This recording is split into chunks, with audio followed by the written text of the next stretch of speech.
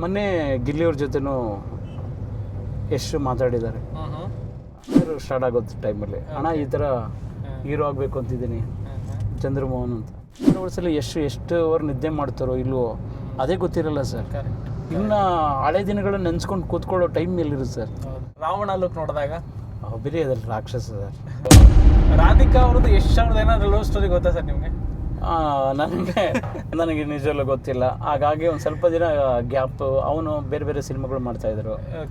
So ಒಂದು ಸಲ ಹೋದಾಗ ಫೋನು ಜಾಸ್ತಿ ಇದ್ದಾಗ ಒಂದು 2-3 ಸಲ ಮಾತಾಡಿದ್ದು ಹಿಂಗೆ ಅವ್ರು ಬೇರೆಯವರಲ್ಲ, ರೇಕ್ಸವರಲ್ಲ.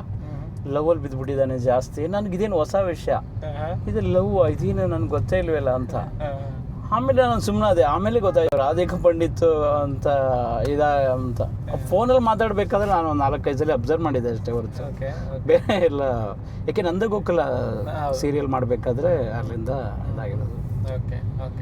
ಸೊ ಲಾಸ್ಟ್ ನೀವು KG ಯಾವಾಗ ಮೀಟ್ ಮಾಡಿದ್ದು? KGF ಶೂಟಿಂಗ್ ಟೈಮಲ್ಲಿ. ಅದೇ ತುಂಬ ಗ್ಯಾಪ್ ಆಗುತ್ತೆ ಸರ್. ತುಂಬ ಗ್ಯಾಪ್ ಆಗಿದೆ. ಅದಾದಮೇಲೆ ಸಿಕ್ಕಿಲ್ಲ ಯಾವುದು ಯಾಕೆಂದ್ರೆ ಇಲ್ವಲ್ಲ ಅವ್ರು ಇಲ್ಲೇ. ಸೊ ಏನೋ ಹೊಸ ವಿಷಯಗಳಿದ್ರೆ ಏನೋ ಅಂದರು ವಿಷಯ ಇದ್ದರೆ ಏನೋ ಪ್ರೋಗ್ರಾಮ್ ಫಂಕ್ಷನ್ನು ಏನೋ ಇದ್ದರೆ ಒಂದು ಮೀಟ್ ಆಗೋದು ಆ ಥರ ಇರುತ್ತೆ.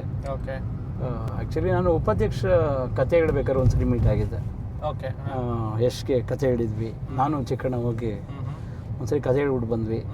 KGF ಆದ್ಮೇಲೆ, ಸಾರಿ ಅದಾದಮೇಲೆ ಲಾಸ್ಟ್ ಉಪಾಧ್ಯಕ್ಷ ಕತೆ ಹೇಳಬೇಕಾದ್ರೆ. ಮೊನ್ನೆ ಗಿಲ್ಲಿಯವ್ರ ಜೊತೆನೂ ಎಷ್ಟು ಮಾತಾಡಿದ್ದಾರೆ. ಈಗ ರೀಸೆಂಟಾಗಿ ಒಂದು 3-4 ಮಂತ್ಸ್ ಬ್ಯಾಕ್ ಚಂದ್ರಮೋಹನ್ ನಮ್ಮ ಹುಡುಗನೇ ಮಾಡು ಸಿನಿಮಾನ ಚೆನ್ನಾಗಿ ಮಾಡಿಕೊಡ್ತಾರೆ. ಹಾಗೆ ಪಳರು ಸ್ಟಾರ್ಟ್ ಆಗೋದು ಟೈಮಲ್ಲಿ ಅಣ್ಣ ಈ ಥರ ಹೀರೋ ಆಗಬೇಕು ಅಂತಿದ್ದೀನಿ ಚಂದ್ರಮೋಹನ್ ಅಂತ. ಸೊ ಖುಷಿಯಾಗಿ ಗಿಲ್ಲಿಯವ್ರ ಜೊತೆ ಮಾತಾಡಿದ್ದಾರೆ. ಮಾಡು ನಮ್ಮ ಹುಡುಗನೇ ಚಂದ್ರಮೋಹನ್ ಚೆನ್ನಾಗಿ ಮಾಡ್ತಾನೆ ಅಂತ ಹೇಳಿ ಗಿಲ್ಲಿಯವರು ನಮ್ಮ ಜೊತೆ ಶೇರ್ ಮಾಡ್ಕೊತಿದ್ರು. ಆಮೇಲೆ ಇನ್ನೊಂದು ಸರ್, ಈಗ ಯಾರೇ ಒಂದು ಹಾದಿ ಇರುತ್ತೆ ಪ್ರತಿಯೊಬ್ರದ್ದು, ನಡೆದು ಬಂದ ಒಂದು ಹಾದಿ ಇರುತ್ತೆ. ಸೊ ಅಲ್ಲೊಂದು ಸಕ್ಸಸ್ ಅಂತ ಸಿಕ್ಕಾಗ ನಿಮ್ಗೆ ಕೆಲವ್ರು ಹೇಳ್ತಾ ಇರ್ತಾರೆ ವ್ಯಕ್ತಿಗಳು ಬದಲಾಗ್ಬಿಡ್ತಾರೆ, ಆ ಸಕ್ಸಸ್ ಬಂದಾಗ ವ್ಯಕ್ತಿ ಬದಲಾಗ್ತಾನೆ ಅನ್ನೋದೆಲ್ಲ ಒಂದಷ್ಟು ಹೇಳ್ತಾ ಇರ್ತಾರೆ. ಸೊ ನೀವೇನಾದ್ರೂ ಬದಲಾವಣೆ ಏನಾದ್ರೂ ನೋಡಿದೀರಾ? ಇಲ್ಲ ಸರ್. ಯಾಕೆಂದ್ರೆ ಬದಲಾವಣೆ ಹೆಂಗ್ ಕಾಣುತ್ತೆ ಅಂದ್ರೆ ನಾವು ಮೀಟ್ ಮಾಡೋಕ್ಕಾಗ್ತಾ ಇಲ್ಲ, ಸಿಗಕ್ಕಾಗ್ತಾ ಇಲ್ಲ. ಅವಾಗಾದರೆ ಡೈಲಿ ಸಿಗ್ತಾ ಇದ್ವಿ, ಮಾತಾಡ್ತಾ ಇದ್ವಿ. ಅದಲ್ಲ ಸರ್. ಏಕೆಂದರೆ ಅವನಿಗೆ ಆದಂಥ ಜವಾಬ್ದಾರಿ. ಟಾಕ್ಸಿಕ್ ಅಂತ ಒಂದು ಸಿನಿಮಾ ಮಾಡಬೇಕಾದ್ರೆ, KGF ಅಂತ ಒಂದು ಕ್ಯಾರೆಕ್ಟರೈಸೇಷನ್ ಅವರು ರಾಷ್ಟ್ರ ಮಟ್ಟದಲ್ಲಿ ನಿಲ್ಲಿಸ್ಬೇಕಾದ್ರೆ ಅವರು ಯೋಚನೆಗಳು, ಅವ್ರ ಟೀಮು, ಬ್ಯಾಕ್ಗ್ರೌಂಡು ಎಲ್ಲ ಚೇಂಜ್ ಇರುತ್ತೆ. ಆ ನೆನಪುಗಳು ಸಿಕ್ಕಿದಾಗ ಅದು ಮರೆಯೋಕ್ಕಾಗಲ್ಲ. ಅವ್ರು ನೆನೆಸ್ಕೋತಾರೆ. ಈಗ ನಾವು ಸಿನಿಮಾ ಮಾಡ್ತಾ ಇರ್ತೀವಿ, ನಮ್ಮ ಟೀಮ್ ಜೊತೆ ಟ್ರಾವೆಲ್ ಮಾಡ್ತಾ ಇರ್ತೀವಿ. ಅದು ರೀಸನ್ ಅಲ್ಲ ಸರ್. ಅದು ಮರ್ತುಬಿಟ್ರು, ಸಿಗ್ತಾ ಇಲ್ಲ. ಯಾಕೆಂದರೆ ಅವನದೇ ಆದಂಥ ಏನೋ ಕೆಲಸಗಳು ಇರುತ್ತೆ. ಇವತ್ತು ಅಂತಾರಾಷ್ಟ್ರೀಯ ಮಟ್ಟದಲ್ಲಿ ಸಿನಿಮಾನ ಒಪ್ಸೋದಿದೆಯಲ್ಲ, ಚಾಲೆಂಜ್ ತಗೊಂಡಾಗ ಅವ್ನು 24 ಅವರ್ಸಲ್ಲಿ ಎಷ್ಟು ಅವ್ರು ನಿದ್ದೆ ಮಾಡ್ತಾರೋ ಇಲ್ವೋ ಅದೇ ಗೊತ್ತಿರಲ್ಲ ಸರ್. ಇನ್ನು ಹಳೆ ದಿನಗಳನ್ನ ನೆನ್ಸ್ಕೊಂಡು ಕೂತ್ಕೊಳ್ಳೋ ಟೈಮ್ ಎಲ್ಲಿರುತ್ತೆ ಸರ್. ಆ ಟೈಮ್ ಬಂದಾಗ ಖಂಡಿತ ಎಷ್ಟು ನಿಜವಾಗ್ಲೂ ಅದೇನು ದೂರ ಆಗಿಲ್ಲ ಸರ್. ಪ್ರತಿಯೊಂದು ನೆನಪು ಇದೆ ಸರ್ ಅವ್ರಿಗೆ. ಕಳೆದ ಒಂದೊಂದು ದಿನವೂ, ಏಕೆಂದರೆ ಅವ್ರಿಗೆ 4-5 ಸಲ ಮೀಟ್ ಆದಾಗಲೂ ಕೂಡ ಪ್ರತಿಯೊಂದು ಜ್ಞಾಪಿಸ್ಕೊಂಡಿದ್ದಾರೆ ಸರ್. ಯಾವುದೂ ಮರ್ತಿಲ್ಲ. ಅದು ನನ್ನ ಹತ್ರ ಹೇಳ್ಕೊಳ್ಳೋದಲ್ಲ ಸರ್, ಆ ಟೀಮ್ ಇರ್ತಾರಲ್ಲ. ಸೊ ಯಾರೋ ಪ್ರೊಡ್ಯೂಸರ್ ಇರ್ಬೋದು, ಇನ್ನೊಬ್ಬ ಫ್ರೆಂಡ್ ಇರ್ಬೋದು, ಅವ್ರ ಜೊತೆ ಶೇರ್ ಮಾಡ್ಕೋತಾರೆ. ನಾನು ಅವತ್ತು ನಾನು ಮೋಹನ್ ಹಿಂಗೆ ಹೋದಾಗ ಹಿಂಗಾಯ್ತು, ಆ ದಿನಗಳನ್ನ ನೆನೆಸ್ಕೋತಾರಲ್ಲ ಸರ್. ಯಾವುದು ಮರ್ತಿದ್ದಾರೆ ಅಂತ ನಾವು ಯೋಚನೆ ಮಾಡೋಣ. ಹಾಗೆ ಆಮೇಲೆ ಈಗ ರಾಮಾಯಣದಲ್ಲಿ ರಾವಣನ ಕಾಣಿಸ್ಕೊಳ್ತಾ ಇದ್ದಾರೆ. ಸೊ ಅದು ಮಾತ್ರ ಅದು ಇನ್ನ ನೆಕ್ಸ್ಟ್ ಲೆವೆಲ್. ಜನಗಳೀಗ ನಮ್ಮ ಕನ್ನಡ ಒಬ್ಬ ನಟ, ಸೊ ನಿಮಗೆ ಬಾಲಿವುಡ್ ಅಲ್ಲಿ ಹೋಗ್ಬಿಟ್ಟು ಒಂದು ದೊಡ್ಡ ಲೆವೆಲ್ ಅಂದ್ರೆ ಒನ್ ಆಫ್ ದ ಪ್ರೊಡ್ಯೂಸರ್ ಕೂಡ ಹೌದು ಅವರದು. ಸೊ ಅದು ಹೆಂಗಿದೆ ಸರ್ ರಾವಣ ಲುಕ್ ನೋಡಿದಾಗ? ಬೇರೆ ಅದ್ರಲ್ಲಿ ರಾಕ್ಷಸ ಸರ್. ನೀವು ಅದೇ ನಿಮ್ಗೆ ಎಲ್ಲ ಒಂದು ಏನೋ ಯೋಚನೆ ಮಾಡೋಕ್ಕಾಗಲ್ಲ ಅಂತಿರಲ್ಲ. ಸೊ ಆ ಲೆವೆಲ್ಗೆ ಹೋಗಿ ಈಗ ಹಿಂದಿ ಒಬ್ಬ ಪ್ರೊಡಕ್ಷನ್ ಟೀಮು, ಅದು ಪ್ರೊಡಕ್ಷನ್ ಹೌಸ್ಗೆ ಪ್ರೊಡ್ಯೂಸರ್ ಆಗಿ ತಗೊಂಡು ಎಷ್ಟನ ಸ್ಥಾನದಲ್ಲಿ ಒಂದು ಏನು ರಾಮಗೆ ಎದುರಾಗಿ ಒಂದು ರಾವಣ ಬೇಕು ಅಂದಾಗ ಎಷ್ಟು ಅಂತ ಮನಸ್ಸಿಗೆ ಬಂದಿದೆಯಲ್ಲ ಫೇಸ್. ಅಂದರೆ ಕನ್ನಡದ ಹುಡುಗ ಒಬ್ಬ ಬಂದಿದ್ದಾನಲ್ಲ, ಅದೇ ನಿಮಗೆ ಯೋಚನೆ ಮಾಡೋಕ್ಕಾಗದಂಥ ವಿಷಯ ಅಲ್ವ ಸರ್. ಯಾರು ಕಲ್ಪನೆನೂ ಮಾಡ್ಕೊಳಕ್ಕಾಗಲ್ಲ. ಕರೆಕ್ಟ್. ಆಮೇಲೆ ಎಲ್ರಿಗೂ ಸೂಟ್ ಆಗಲ್ಲ ಸರ್ ಕೆಲವು ಪಾತ್ರಗಳು. ಹೌದು, ಮಾತ್ರ ಸೂಟ್ ಆಗುತ್ತೆ ಅದು.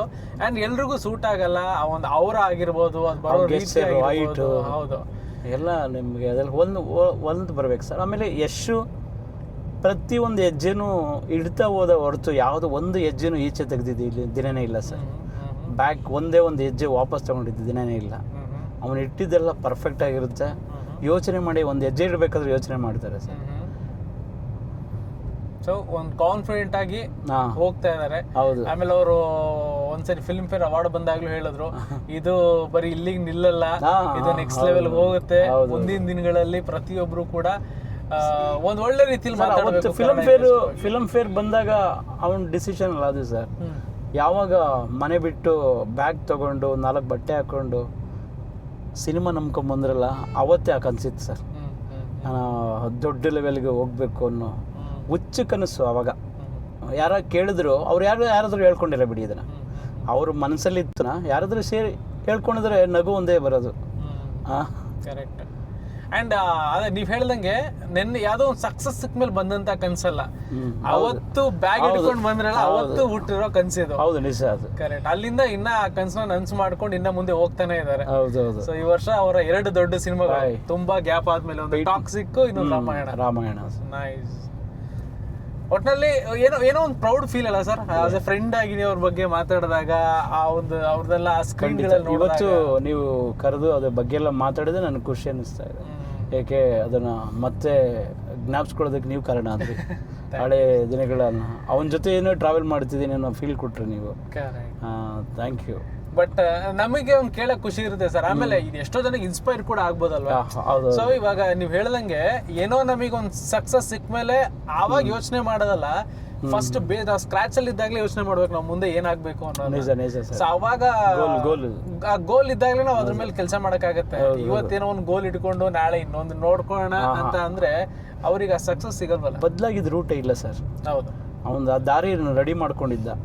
ಎಷ್ಟೇ ಡಿಸ್ಟರ್ಬ್ ಆದ್ರೂ ಆ ದಾರಿ ಬಿಟ್ಟು ಬೇರೆ ದಾರಿ ಕಡೆ ಗಮನ ಕೊಟ್ಟಿಲ್ಲ. ಅಮ್ಮನ ಪಾತ್ರ ತುಂಬ ಇದೆ ಸರ್. ಅಮ್ಮನ ಪಾತ್ರ ತುಂಬ ಮಗನ ಕನಸಲ್ಲಿ ಸ್ಟಾರ್ಟಿಂಗ್ ಡೇಸಲ್ಲಿ ನಾನು ಹೇಳ್ತಾ ಇರೋದು.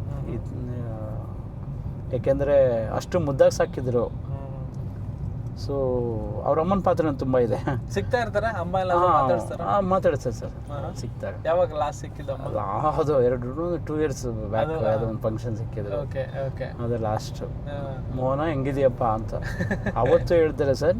ಫಸ್ಟ್ ಡೇಯಿಂದನೂ ಇವತ್ತು ಹೇಳ್ತಾರೆ, ಸಿಗ್ತಾಗಿಲ್ಲ.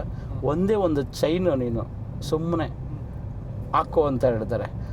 ಪ್ರತಿಯೊಂದು ಸರಿನೂ ಯೋಚನೆ ಮಾಡ್ತೀನಿ, ನಾನು ಯಾಕೋ ಅದು ಮೈ ಮೇಲೆ ಆಗೋದೇ ಇಲ್ಲ ನನಗೆ. ಏನು ಚೈನು? ಏನೋ ಒಂದು ಗೋಲ್ಡ್ ಚೈನು. ಅವರು ಪ್ರತಿ ಸಲ ಸಿಕ್ತಾಗ್ಲೂ ಹೇಳ್ತಾರೆ ನನಗೆ, ಒಂದು ಗೋಲ್ಡ್ ಚೈನು, ಏನೋ ಒಂದು ಉಂಗುರನೋ ಏನೋ ಒಂದು ಹಾಕಮೋ ಅಂತ. ನೀವು ನಂಬಲ್ಲ, ನನಗೆ ಹಾಕೋದಕ್ಕಾಗೋದೇ ಇಲ್ಲ. ಅದು ಏನಕ್ಕೆ ಏನೋ ಗೊತ್ತಿಲ್ಲ ಸರ್. ಅದು ಏನೋ ಒಂದು ಹಿಂಸೆ ಆಗ್ತಿರೋದು ನನಗೆ. ಅದು ಅಮ್ಮ ಹೇಳಿದ, ಅಮ್ಮನ ನೆನ್ಸ್ಕೋಬೇಕು ಅದೊಂದು ಹೇಳ್ತಾರೆ, ನಾನು ನೀನು ಯಾವುದೇ ಕಾರಣಕ್ಕೂ ಬಿಡಬೇಡ, ಒಂದು ಚಿಕ್ಕ ಗೋಲ್ಡರ್ ಹಾಕು ಅಂತ. ನನಗೆ ಅದು ಯಾಕೋ ಆಗೋದೇ ಇಲ್ಲ. ಅದು ಕೆಲವರು ಹಂಗೆ ಸ್ವಲ್ಪ ಫ್ರೀ ಆಗಿರ್ಬೇಕು ಅಂತ ಅನ್ಸಿ ಸ್ವಲ್ಪ ಆರ್ನಮೆಂಟ್ಸ್ ಕಡೆ ಅಷ್ಟಾಗಿ ಇದು ಮಾಡಲ್ಲ. ಒಂದು ಮಾಡಿಸ್ಕೊಂಡ್ಬಿಡಿ ಸರ್, ಅಷ್ಟೊಂದು ಹೇಳ್ತಾನೆ. ನನಗೆ ಆಗೋದಿಲ್ಲ ಸರ್, ಮನೇಲಿ ಇರುತ್ತೆ ಸರ್. ಪಳಾರ್ ಸಕ್ಸಸ್ ಆದ್ಮೇಲೆ ಹಾಕಿ ಹಾಕೋಣ ಸರ್ ಅವಾಗ.